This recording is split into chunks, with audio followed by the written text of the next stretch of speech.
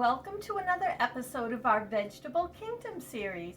Today I will be making roasted root vegetables. Oh, it's my favorite. I absolutely love them.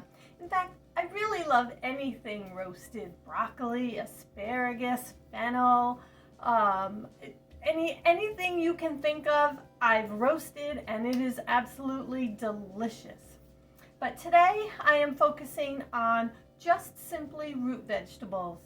And I have an assortment of them, and you can mix and match anything you like.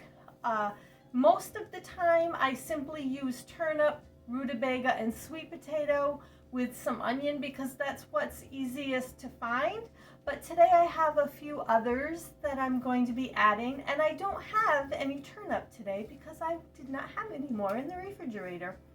But I have right here two very large sweet potatoes chopped up into pieces, and most of my pieces are pretty normal size, maybe an inch or so, and maybe a half an inch or so in width. But you know, vegetables are oddly shaped, and you get to the end and like this piece here is thinner and skinnier on one end than another, but just try to make them fairly uniform for cooking purposes basically. So I've peeled them and chopped them. So to our sweet potatoes we can add any number of vegetables. I have 1 cup of peeled and sliced parsnips that I'm throwing in. If I had more, I could have certainly thrown in more, but that's all I had left in the fridge. And here I have a cup about of rutabaga peeled and chopped, and it's chopped pretty similar to the sweet potato. And again, I could have added more if I had more, but that was the end of the rutabaga. Here I have celery root. I have 2 cups of this. It was an entire celery root chopped up. Celery root, also known as celeriac. And this is what it looks like if you're not familiar with it. It's just kind of a really ugly bulb looking thing. It's very rough, and as you can see as I'm touching it, things are falling off onto the stove and counter here. Very fibery on the outside, but when you get inside, the flesh is white and firm. I prefer organic vegetables. If I cannot find organic vegetables, I will search out for locally grown vegetables that were raised with good practices, no pesticides. Sometimes local farms are very similar to an organic farm, but it is expensive to register organically, but they practice very similarly, so that's something to consider and look at. I'm just gonna put this aside for a minute so you can see how I cut the onion that I'm going to add next. I cut my onion in half, and then I lay the half down and I cut through again so that we have 2 halves, or onion and quarter, and then I just kind of cut it into 4 pieces like so. And you can cut your onion any way you like. I have 2 onions that I've cut up today and I'm adding to this. After we've added the onion, I like to stir the bowl just to kind of mix them together a tad. Sometimes I go by the look of the vegetables. I'm one of those cooks that doesn't really measure things. I just throw it all together in a bowl. So if it's variegated nicely, orange and white, pretty half and half, then I figure it's good enough and I throw it in the oven. So to this, I am going to add 1/3 cup of olive oil. You could certainly use avocado oil if that is a preference of yours. I like to use the olive oil. And I'm going to stir this up again.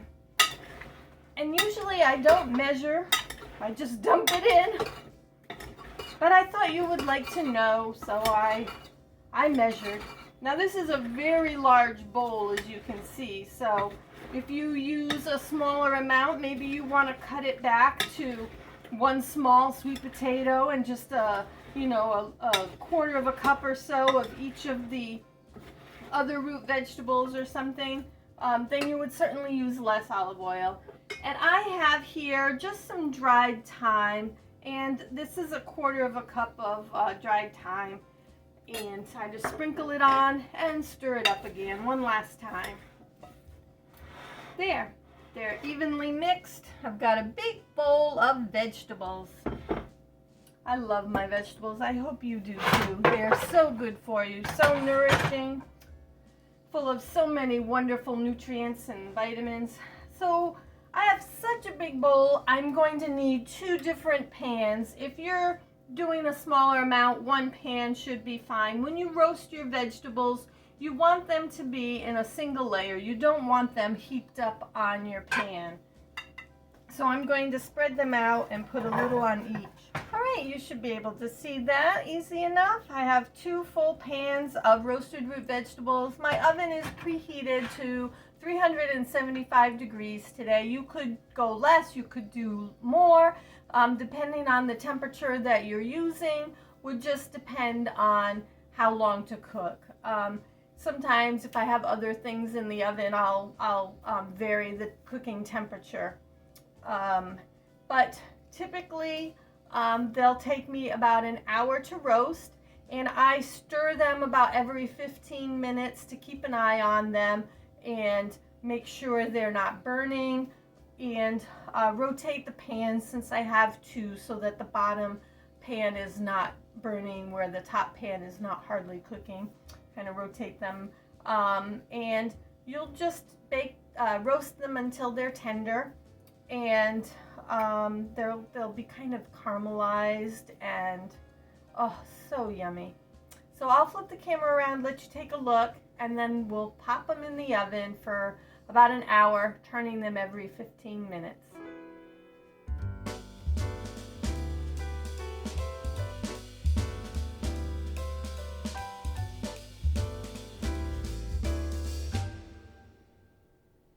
So my roasted root vegetables have cooked a little over an hour now. I'm going to take them out and let you take a look.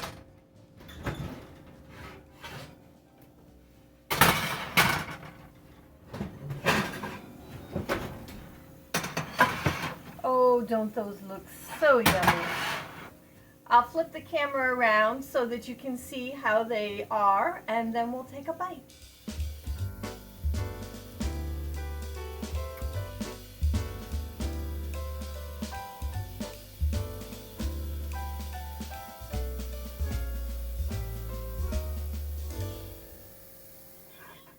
Let us scoop out a spoonful of these and taste. Take a taste and see how they are. Try to get a little assortment here, a little of everything in my mouthful.